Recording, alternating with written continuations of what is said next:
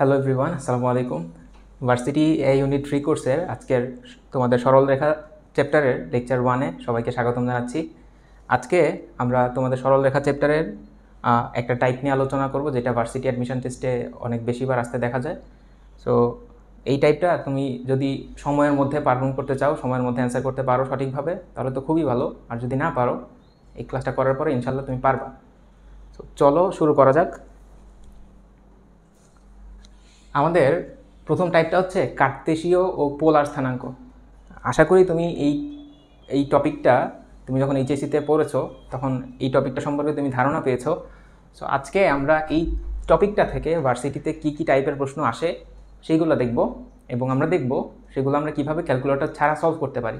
ওকে, so এই টাইপের জন্য আমার যে কনসেপ্টগুলো লাগবে, চলো প্রথমে সেগুলো একটু দেখে ফেলি। আচ্ছা, ওকে, সো মনে করো এটা একটা এক্সিস, সরি আমি কালারটা জাস্ট একটু চেঞ্জ করে নিই। এটা মনে করো এক্স এক্সিস। আচ্ছা, হ্যাঁ, এইটা মনে করো তোমার ওয়াই এক্সিস। তো কী বললাম, এইটা এক্স এক্সিস, এইটা হচ্ছে ওয়াই এক্সিস।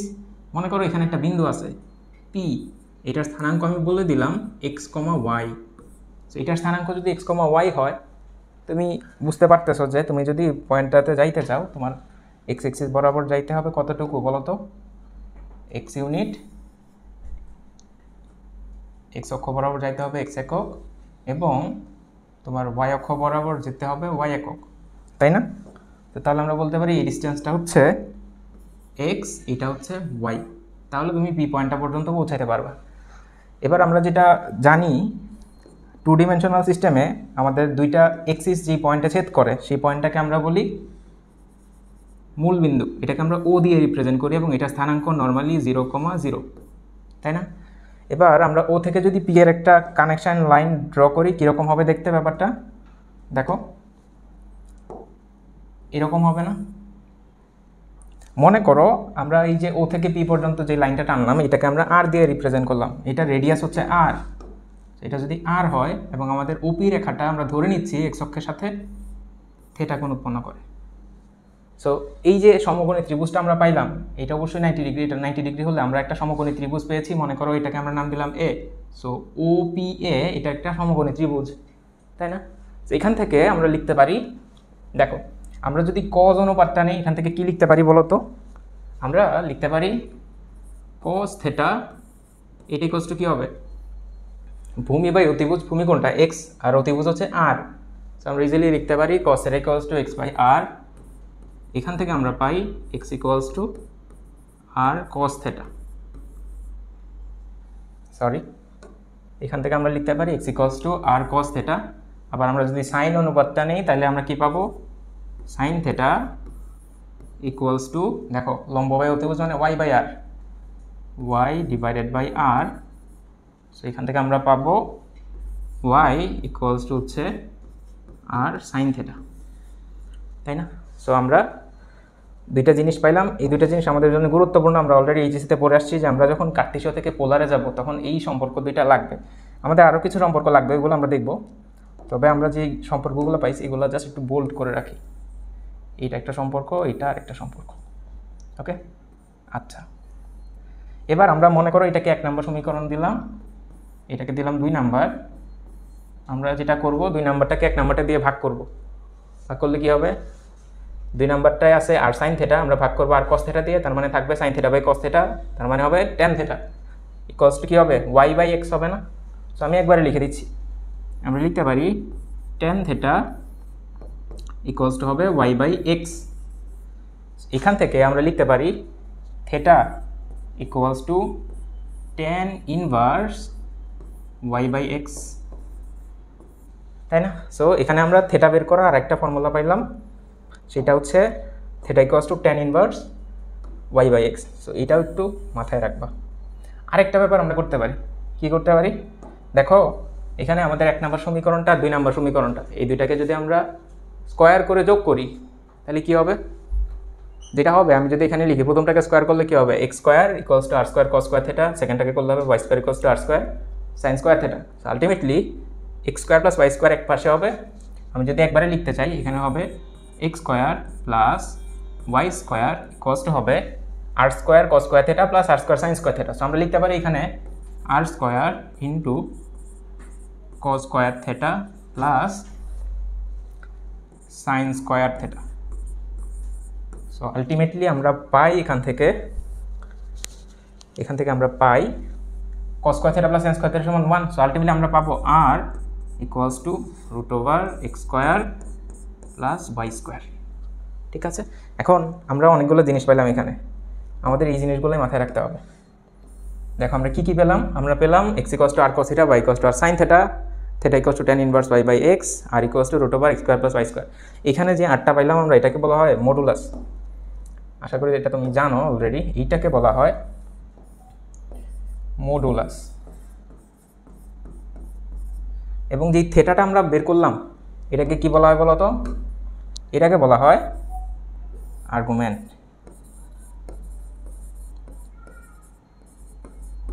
ঠিক আছে, সো এই ব্যাপারগুলো আমাদের লাগবে কেন, আমরা জানি একটা পয়েন্টকে আমরা যখন 2 ডিমেনশনাল সিস্টেমে রিপ্রেজেন্ট করি আমরা দুইভাবে করতে পারি। এটা হচ্ছে কার্তেশীয় সিস্টেম, এটাকে বলা হয় পোলার সিস্টেম।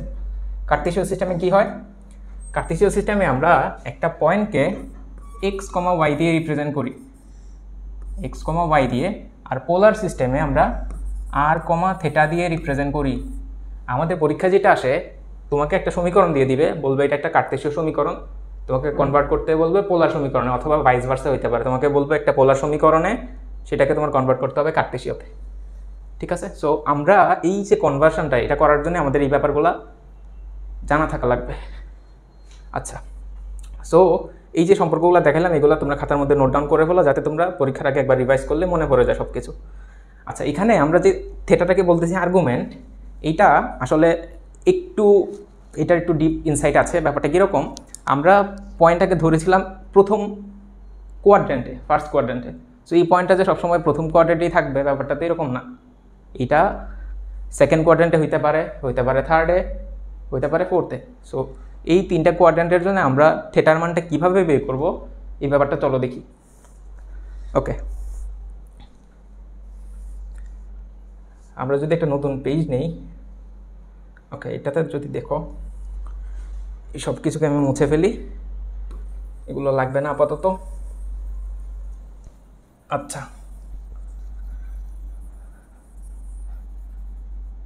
ওকে,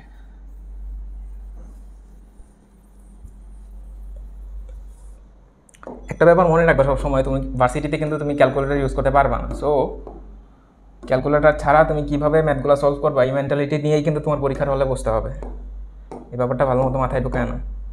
আচ্ছা, আমরা দেখছিলাম আমার পয়েন্টটা যখন প্রথম কোয়াড্রেন্টে ছিল তখন আমরা কি পাচ্ছি, এখান থেকে যে সমকোণী ত্রিভুজটা আছে সেটাতে আমরা পাই tan theta equals to y by x. এখান থেকে আমরা ইজিলি বের করতে পারি থেটা ইকুয়ালস টু হবে tan inverse y by x. এখন আমার পয়েন্টটা যদি সেকেন্ড কোয়াড্রেন্টে থাকে ব্যাপারটা কীরকম, মনে করো আমার পয়েন্ট আছে এইখানে। সো এই সেকেন্ড কোয়াড্রেন্টে যদি একটা পয়েন্ট থাকতে হয় তাহলে আমার এক্স স্থানাঙ্কটা কি নেগেটিভ হইতে হবে না, তার মানে নেগেটিভ এক্স আর ভুজটা হবে পজিটিভ, তার মানে এটার পজিশনটা এরকম হবে মাইনাস এক্স কমা ওয়াই, তাই তো। তো আমরা সেমভাবে যদি বাকি কাজগুলো করে ফেলি আগেটার মতো, আমরা এখান থেকে এখানে একটা লম্ব আঁকাবো এবং আমরা পয়েন্টটা থেকে মূলবিন্দু পর্যন্ত একটা রেখা আঁকাবো। এবার দেখো আমাদের এইটুক অংশ কী বলতো, এইটুকু অংশ হবে মাইনাস এক্স আর উপরে যাইতে হবে ওয়াই পরিমাণ।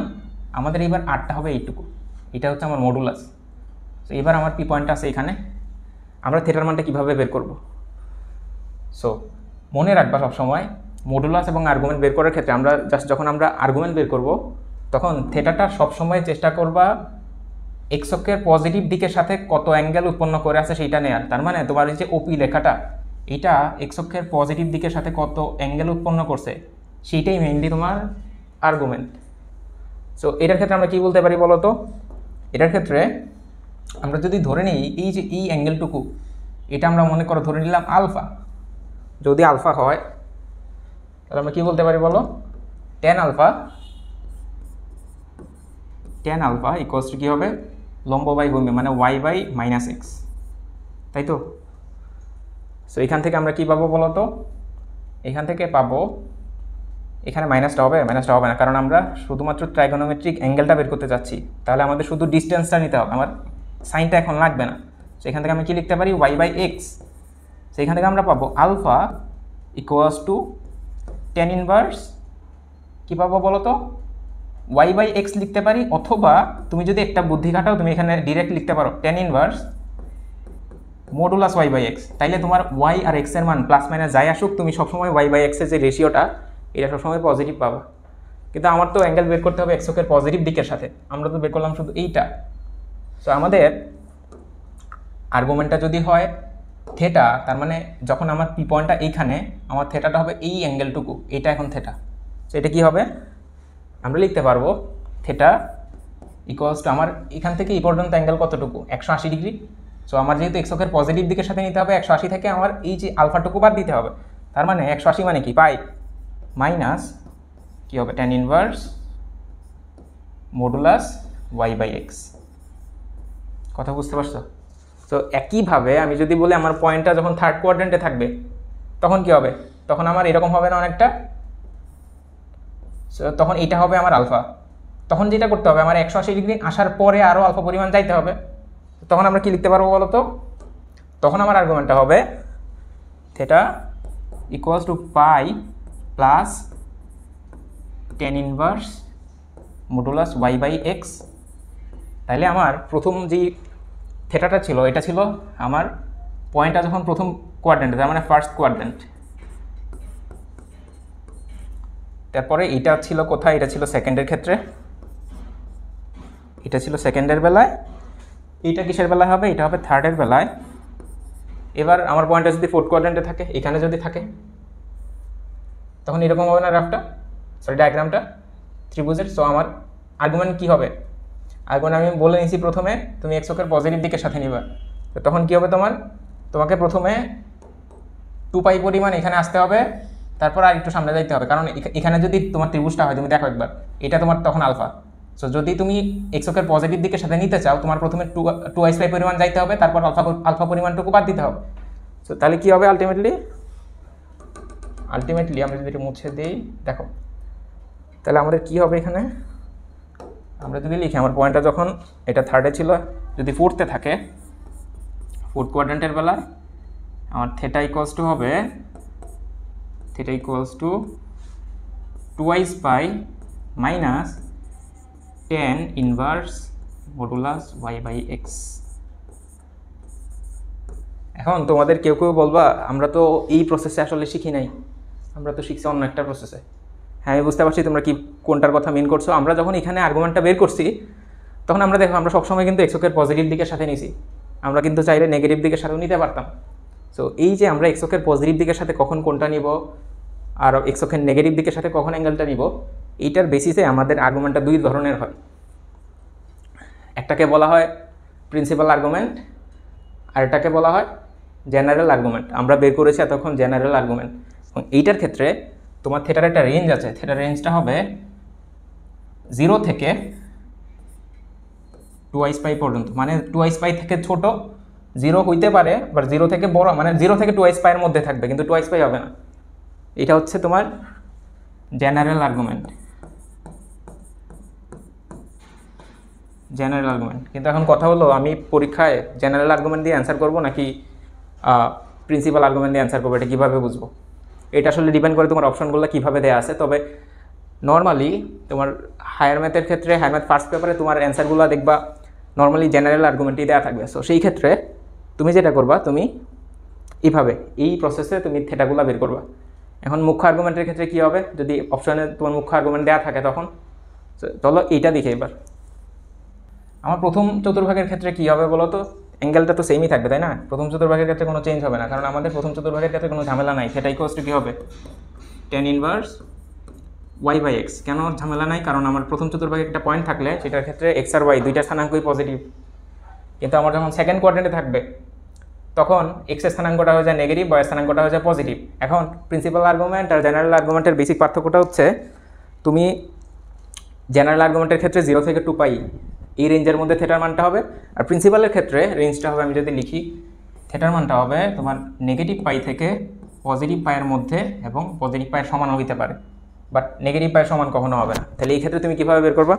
সেকেন্ড কোয়াড্রেন্টের ক্ষেত্রে কী হবে বলো তো? থিটা ইকুয়ালস টু হবে কি pi minus tan inverse modulus Y by X. এটা সেমই থাকবে, কারণ তোমার এক্স অক্ষের পজিটিভ দিকের সাথে গেলে তোমার মডুলাসটা বা যেই রেডিয়াসটা এটা কাছাকাছি হয়, তুমি চাইলে বিপরীত দিকে ঘুরে আসতে পারতা, কিন্তু তখন তোমার বেশি ডিস্টেন্স আসতে হচ্ছে। এটাকে বলা হয় না, এটাকে বলা হয় জেনারেল আর্গুমেন্ট, যেটা তুমি 0 থেকে 2 পায়ের মধ্যে বের করবা।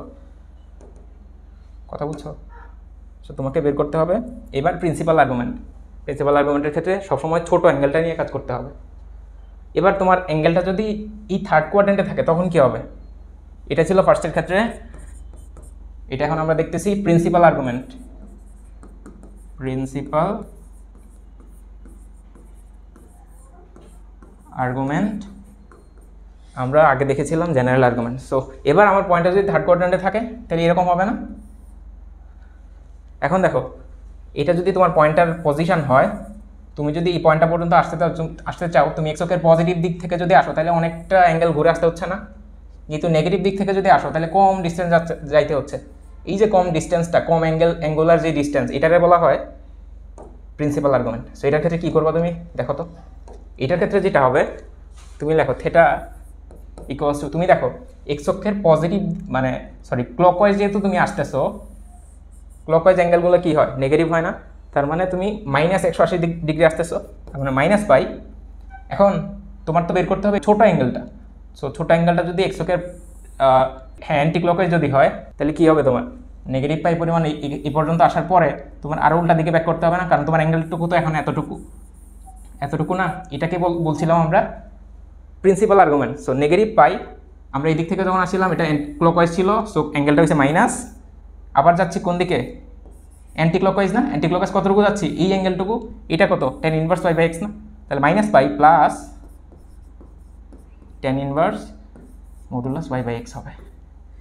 এটা হচ্ছে তোমার থার্ড কোয়াড্রেন্টের ক্ষেত্রে।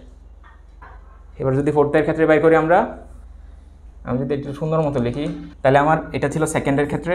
থার্ডের ক্ষেত্রে কী হবে? থার্ডের ক্ষেত্রে হবে theta equals to minus pi plus tan inverse modulus Y by x. এবার ফোর্থের ক্ষেত্রে কী হবে? ফোর্থ কোয়াড্রেন্টের বেলায় আমার পয়েন্ট হবে এখানে কোথাও, তার মানে আমার ত্রিভুজটা হবে এরকম। আমার স্মল অ্যাঙ্গেলটা হবে কোনটার সাথে? ক্লকওয়াইজ গেলে হবে না?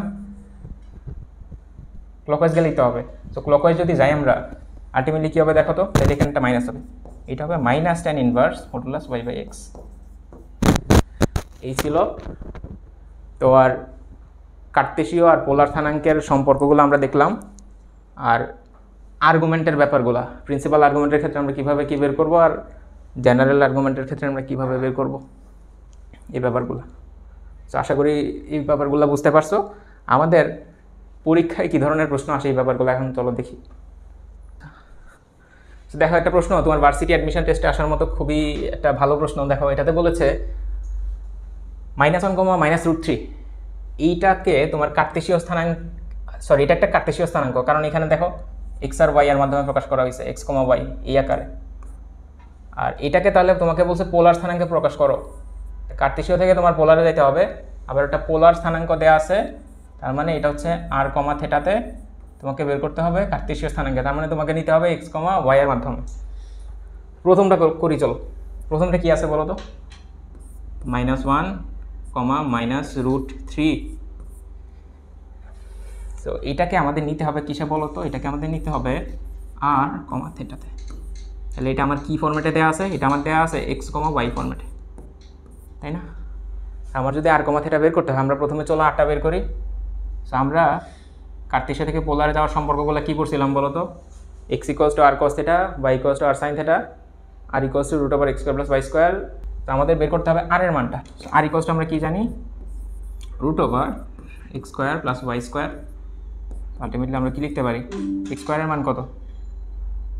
x² এর মান হবে -1 এর স্কোয়ার মানে 1, প্লাস y² এর মান -√3² মানে 3 হবে। সো আলটিমেটলি আর এর মানটা কত হবে? 2।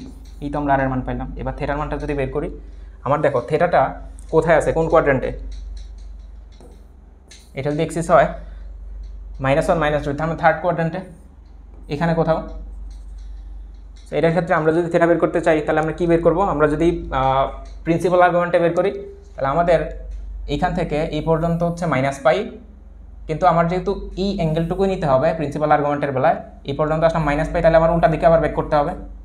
এটা হবে পজিটিভ অ্যাঙ্গেল, কারণ অ্যান্টি ক্লকওয়াইজ এটা। সো আলটিমেটলি আমরা কি লিখতে পারি, theta equals to tan inverse কত y/x, y এর মান কত এখানে -√3 আর x এর মান -1। আলটিমেটলি কি আসে বলো তো, -π plus tan inverse modulus y/x মানে শুধু √3। কি আসবে এখন, -π প্লাস tan ইনভার্স √3, tan কতর মান √3, এই ব্যাপারগুলো কিন্তু মাথায় রাখতে হবে ভার্সিটি অ্যাডমিশনের ক্ষেত্রে, কারণ তুমি ক্যালকুলেটর ইউজ করতে পারতেছো না। এটার ক্ষেত্রে কী হবে, tan ইনভার্স √3, এটা tan π/3 এর মান হচ্ছে √3, tan 60 হ্যাঁ tan 60 এর মান, তাহলে -π প্লাস π/3, আলটিমেটলি এটার অ্যান্সার কত হবে -2 π/3। তাহলে আর থিটার মাধ্যমে তুমি প্রকাশ করে ফেললা না, এটা হচ্ছে থিটার মান, এটা হচ্ছে r এর মান। আমি বের করছি হচ্ছে প্রিন্সিপাল আর্গুমেন্ট, তুমি যদি জেনারেল আর্গুমেন্ট বের করতে চাও হবে অপশনে কী দেওয়া আছে সেটার উপরে ডিপেন্ড করে, আর যদি রিটেনে আসে তোমার ইচ্ছা, তুমি জাস্ট ব্র্যাকেটে লিখে দিতে পারো আমি এই রেঞ্জের জন্য আর্গুমেন্টের মানটা বের করছি। ঠিক আছে, তাহলে আমাদের প্রথম পার্টটুকু শেষ। এবার দেখো সেকেন্ড পার্টে কী দেওয়া আছে, 4, π/4, এটাকে আমার কার্তেশীয় স্থানাঙ্কে প্রকাশ করতে হবে। তার মানে এখানে দেখো আমার আর এর মান দেওয়া আছে 4, থিটার মান কত দেওয়া আছে π/4, আমার এক্স আর ওয়াই এর মান বের করতে হবে। আমরা কি জানি, আমরা জানি x = r cos θ, কী হবে আর এর মান হচ্ছে 4 cos π/4 মানে কত, 4 cos 45, cos 45 এর মান কত 1/√2 না, আলটিমেটলি 4/√2, এটার অ্যান্সার হচ্ছে 2√2। এটা কীভাবে আসে বুঝতে পারছো, 2√2টা 4কে আমরা কি লিখতে পারি, আমি দেখাই দিই জাস্ট, এটা 4কে আমরা লিখতে পারি এইটুকুটা আমি দেখাই, হ্যান্ড ক্যালকুলেশন দেখো 2 × 2 লিখতে পারি না, নিচে আছে কত √2, এই একটা টুকে আমরা কি লিখতে পারি, দুইটা √2 এর গুণফল না। সো একটা নিচে √2 আর একটা এখানে, দুইটা √2 থেকে একটা √2 বাদ যাবে, আলটিমেটলি থাকবে কি 2√2, এই তো 2√2। একইভাবে y = কি আছে আর sin θ, আর এর মান কত 4 sin π/4, আমরা জানি cos 45 আর sin 45 এর মান হচ্ছে সেম 1/√2 হয়। সো আলটিমেটলি এটার ক্ষেত্রেও হবে কত 2√2। সো আমাদের দুইটাই করা শেষ, বুঝছো, কার্তেশীয় থেকে পোলারে কনভার্ট করলাম আমরা, পোলার থেকে কার্তেশীয়তে। এবার চলো সামনে, এবার দেখো একটা সমীকরণ দিয়ে দিছে, সমীকরণে কি বলছে, একটা পোলার সমীকরণ, দেখো আর থিটার মাধ্যমে প্রকাশ করা, সেটা একটা পোলার সমীকরণ, এটাকে কার্তেশীয় সমীকরণে প্রকাশ করো। আমরা চলো প্রথমে সমীকরণটা লিখে ফেলি। সমীকরণটা হচ্ছে r × 1 + cos θ, এটার মান হচ্ছে 2, এটা একটা পোলার সমীকরণ, এটাকে প্রকাশ করতে হবে কার্তেশীয়তে। আচ্ছা, তো আমরা যদি আর দিয়ে এই ভেতরটাকে গুণ করে দিই কী হবে, r + r cos θ, এটার মান কত 2 আসে না। আচ্ছা, এটা আসলে খুব সহজ একটা ম্যাথ, তুমি যদি একটু 1-2 বার প্র্যাকটিস করো এটা তোমার জন্য কোনো ব্যাপারই না। এবার দেখো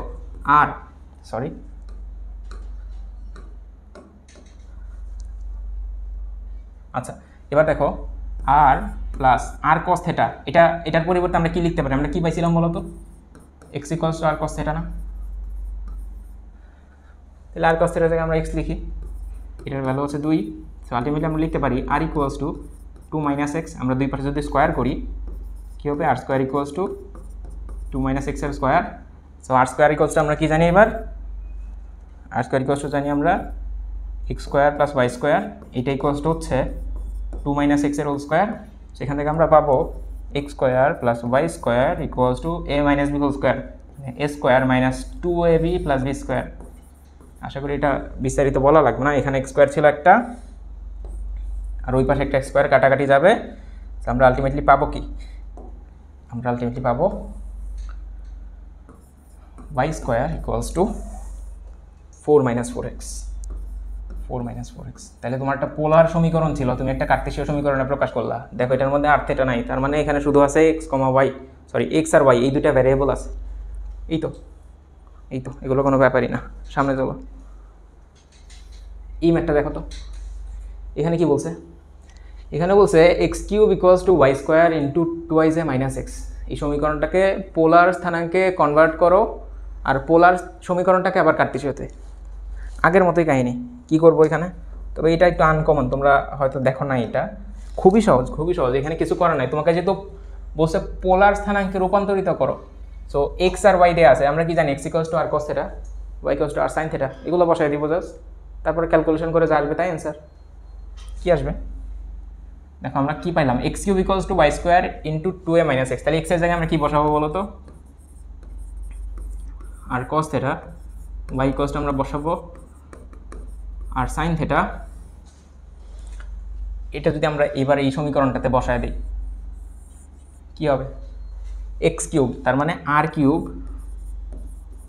কস কিউব থেটা ইকুয়ালস টু কী হবে? Y square into two Y J minus X. Y square মানে কি? R square sine square theta into two Y J minus X equals to কি? R cos theta. আচ্ছা, এবার দেখো, এবার আমরা কি করতে পারি? এবার আমাদের ক্যালকুলেশন করা লাগবে জাস্ট, আর কিছুই না। এখান থেকে আটটাকে কোনোভাবে সরাইতে হবে। সরি, আটটা তো থাকবে, এটাকে একটু সিম্পলিফাই করা লাগবে। আমাদের কিন্তু অলরেডি পোলার স্থানাঙ্কে রূপান্তরিত করা হয়ে গেছে। কারণ দেখো এখানে এক্স আর ওয়াই নাই, এক্স ওয়াই নাই মানে আমাদের এই সমীকরণটা যেটা পাইলাম আমরা, এটা পুরাটাই হচ্ছে একটা পোলার সমীকরণ। কিন্তু আমরা যদি সিম্পলিফাই করে দিই তাহলে আমাদের জন্য ভালো, মার্ক কাটার কোনো চান্স থাকে না। আমরা এখানে কি করতে পারি বলো তো? আমরা এই যে আর স্কোয়ার আছে না, দুই পাশে যদি আর স্কোয়ার দিয়ে ভাগ করে দিই তাহলে এখানে কি থাকবে? আর কস কিউব থেটা, আর এখানে কি থাকবে? Sign square theta. এটার সাথে টু এ যদি গুণ করি টু এ থাকবে, মাইনাস মাইনাস থাকবে কি? আর স্কোয়ার দিয়ে কিন্তু আমরা ভাগ করে ফেলছি অলরেডি। সো এখানে একটা আর থাকবে আর এখানে আর স্কোয়ারটা থাকবে না। তাহলে সাইন স্কোয়ার থেটার সাথে আমরা আর কস থেটা গুণ হবে না? তাহলে R cos theta into sine square theta হইতো আমরা কি লিখবো? সাইন স্কোয়ার থেটা মানে কি? One minus cos square theta. তাহলে দেখছো আমি দুইটা লাইন কিন্তু এখানে শর্ট করে ফেলছি। পরীক্ষার খাতায় তোমার যদি জায়গাটা কম মনে হয়, তোমার কিন্তু এইভাবে লাইন স্কিপ করতে জানতে হবে। তোমাকে বুঝতে হবে যে কোন লাইনের পর কোন লাইন বাদ দিলে কোনো সমস্যা নাই। এই ক্যালকুলেশনটুকু তোমার মনের মধ্যে করতে হবে। খাতার মধ্যে এতটুকু বেশি স্পেস থাকবে না, ঠিক আছে? এটা কীভাবে আসবে? তুমি প্র্যাকটিস করবা, প্র্যাকটিস করতে করতে একসময় তোমার মধ্যে এই স্কিলটা চলে আসবে। আচ্ছা, তাহলে আমরা কি পাইলাম? R cos cube theta equals to এটা। আচ্ছা, এবার আমরা কি লিখতে পারি? R cos cube theta equals to এটা এরকমই থাকুক, two Y J sine square theta minus, দেখো আর কস থেটা থাকতেছে, আমরা যদি গুণ করে দিই আর মাইনাস মাইনাস কত? Plus, plus R cos theta into cos square theta মানে কি? R cos cube theta. এবার দেখো, এবার এবার এবার এবার আমাদের হ্যাঁ ওকে, দেখো এই পাশে আছে আর হ্যাঁ কী বললাম, এই পাশে কি আছে আমাদের? এই পাশে দেখো আর কস কিউব থেটা আছে, এই পাশে একটা আর কস কিউব থেটা আছে। সো আলটিমেটলি আমরা কি পাই? Two a sine square theta minus r cos theta. তাহলে আমরা পাইলাম two Y J sine square theta cos হচ্ছে আর কস থেটা। এতটুকু সিম্পলিফাই করলেই হবে আমাদের, এর বেশি আর সিম্পলিফাই করা লাগবে না। তাইলে তোমার ছিল একটা কি সমীকরণ? কার্টেসীয়, তুমি কনভার্ট করলা কিসে? পোলারে। এখন বলছে তুমি যে এই পোলার সমীকরণটা পাইছো এটাকে আবার কার্টেসীয়তে কনভার্ট করো। খুবই সহজ কাজ। কি করবা তুমি? এটাকে এক্স আর ওয়াইতে কনভার্ট করবা। কিভাবে করবা? আমরা কি জানি? আমরা এখানে পাইলাম কি? X equals to R cos theta, Y equals to r sine theta. So এখান থেকে আমরা লিখতে পারি কস থেটা সমান x by r, sine theta সমান ওয়াই বাই আর। এটা লিখে দিই সরাসরি, two a into sine square theta মানে কি? সাইন থেটা মানে ওয়াই বাই আর, তার মানে সাইন স্কোয়ার থেটা মানে y square by r square equals to R cos theta. আর কস থেটা মানে কি? এক্স না? এক্স। সো এখান থেকে আমরা লিখতে পারি, দেখো two wise A Y square, নিচে কি আছে দেখো তো? আর স্কোয়ার। আর স্কোয়ার থেকে আমরা লিখতে পারি x square plus Y square, এটাই কষ্ট হচ্ছে এক্স। এই যে সমীকরণটা পাইলা তুমি, মনে করো এটা দিলে 1 নম্বর সমীকরণ, এইটাই হচ্ছে তোমার কার্টেসীয় সমীকরণ। এখন তুমি যদি চাও সিম্পলিফাই করতে, তুমি কি করবা? তুমি জাস্ট আর আর গুণ করে দিতে পারো। কীভাবে গুণ করবা? এক্সের সাথে এক্স স্কোয়ার গুণ হবে, এক্সের সাথে ওয়াই স্কোয়ার গুণ হবে, তার মানে X cube plus X Y square, X cube plus X Y square equals to হবে two Y J Y square. এই তো, এটা একটা অ্যান্সার তোমার, এটা আর একটা অ্যান্সার। আশা করি এটাও বুঝতে পারছো। সামনে চলো।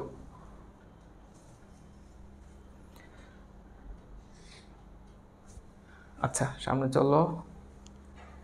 এটা খুবই সহজ একটা ম্যাথ। দেখো R equals to 6 cos theta minus 2 sin theta, এটাকে কার্তেশীয় সমীকরণে প্রকাশ করতে বলছে। যে কনভার্সনের ফর্মুলাগুলো আমি এতক্ষণ দেখাইছি এগুলা ইউজ করে তোমরা এই ম্যাথটা প্র্যাকটিস করবে। এটা হোমওয়ার্ক, এটা হোমওয়ার্ক। তুমি জাস্ট এই যে দেখো sin থিটা cos থিটা সব আছে, এটা আমার করার কোনো দরকার নাই। সামনে চলো, এইটাও আসলে খুবই সহজ একটা ম্যাথ। তারপরে দেখি কি আছে। আচ্ছা, এটা হোমওয়ার্ক।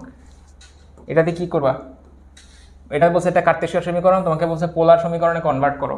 তুমি কি করবা, x ইকুয়ালস টু তুমি জানো R cos theta, y equals to R sin theta, আর যে ফর্মুলা দুইটা আছে ওগুলো দিয়ে তুমি এখানে বসাবা, পোলারে চলে আসবে। এটা ভার্সিটিতে অলরেডি আসছে আমার যতটুকু ধারণা। এই ধরনের ম্যাথ ভার্সিটিতে দিতে পারে, কারণ তোমার হচ্ছে সময় কম লাগবে। আচ্ছা, এই ম্যাথটা তোমাদের জন্য হোমওয়ার্ক থাকুক, এটা করে তুমি অ্যান্সারটা কমেন্ট বক্সে জানাইতে পারো। আরেকটা লাস্ট প্রবলেম, এটাতে দেখো এটা ডিইউ 18-19 আসছে। এটা আমি জাস্ট 30 সেকেন্ড লাগবে ম্যাক্সিমাম। এটা কিভাবে করতে হয় দেখো, তোমার কি দেওয়া আছে এটা প্রথমে লিখবা, 2r sin square theta by 2 এটা ইকুয়ালস টু হচ্ছে 1। So sin square theta by 2, তুমি ত্রিকোণমিতি যদি পড়ে থাকো তুমি এই জিনিসটা পড়ছো, 1 plus cos 2 theta equals to হচ্ছে 2 cos square theta, 1 minus cos 2 theta এটা ইকুয়ালস টু হচ্ছে 2 sin স্কোয়ার থিটা। সো এখানে দেখো 2 sin স্কোয়ার থিটা বাই 2 আছে, তার মানে এটাকে আমরা কি লিখতে পারি বলো তো, r into 1 minus cos theta লিখতে পারি না? অথবা আমি যদি ভাঙায় লিখি এটাকে লিখতে পারি 2 ইন্টু থিটা বাই 2, একই কথা। এটা ইকুয়ালস টু যদি 1 হয় আমরা কি পাই, আমরা পাই r minus r cos theta equals to হচ্ছে 1। এবার r minus r cos theta আমরা জানি x ইকুয়ালস টু হচ্ছে 1, so r equals two 1 plus x। এবার দুই পাশে যদি স্কোয়ার করে দিই, r স্কোয়ার ইকুয়ালস টু কী হবে, 1 প্লাস x এর হোল স্কোয়ার। তো r স্কোয়ার ইকুয়ালস আমরা লিখতে পারি x square plus y square equals two 1 plus x এর হোল স্কোয়ার। এটাকে যদি সিম্পলিফাই করো এখান থেকে যেটা হবে সেটাই অ্যান্সার। এটা তোমরা বের করবে কোনটা অ্যান্সার হয়, এটাকে জাস্ট একটু সিম্পলিফাই করবে, ফর্মুলা ভাঙাবা, এটাকে এই পাশে আনবা, তাই বিশেষ। এই যে আরেকটা ম্যাথ, এটা ডিইউ 15-16 যে 14-15-তে আসছে, এটা আসলে পানিবাদ, তুমি আগেরগুলো যদি বুঝে থাকো এটা হোমওয়ার্ক। আজকে এই পর্যন্তই প্রথম টাইপ। আমরা ইনশাল্লাহ পরবর্তী ক্লাসগুলোতে বাকি টাইপগুলো কভার করার চেষ্টা করব। আসসালামু আলাইকুম।